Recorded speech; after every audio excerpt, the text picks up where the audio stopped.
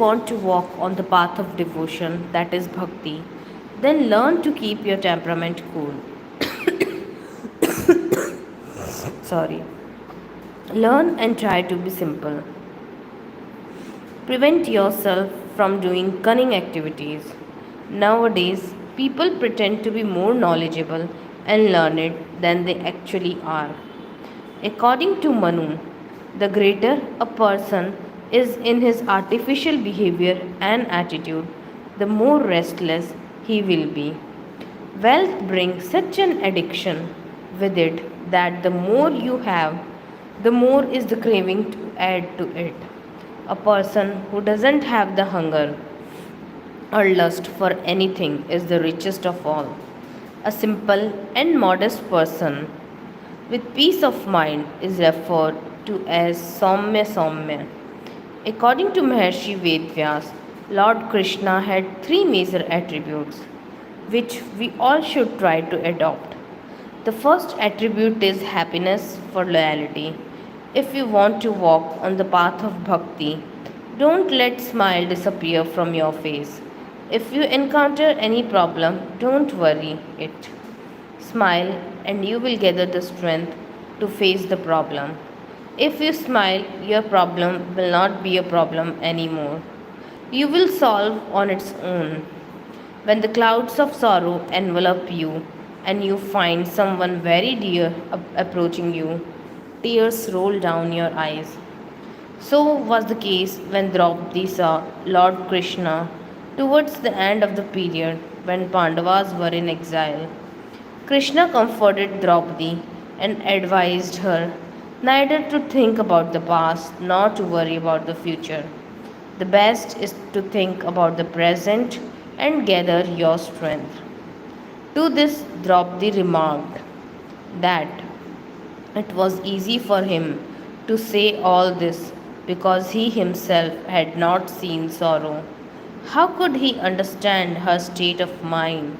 Lord Krishna smiled and asked Draupadi how she could think that the person who had taken birth behind the four walls of a prison had seen less sorrow. The only difference was that he never treated sorrow as sorrow. The second attribute for devotion. The second attribute is that one should not lose one's balance of mind when one encounters a problem. When the problem comes on our head, one after the other, we human beings have a tendency to say, "Oh Lord, why only me? What have I done?" Or we start having depression out of fear and frustration and several unhealthy thoughts like revenge, suicide, etc. crowd our mind.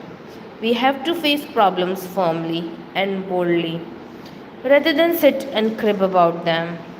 If you harm somebody, you cannot escape the harmful consequences of your deed for steadfastness. The third attribute is that one should maintain one's poise and calm. One must not lose sweetness of voice. Do not sound bitter and rude to people, nor should you be harsh in your words. Be polite. Whatever you achieve, learn to share it with others. If you have been doing misdeeds in your life and have simultaneously been generous enough, you shall bear devotion the fruits of both.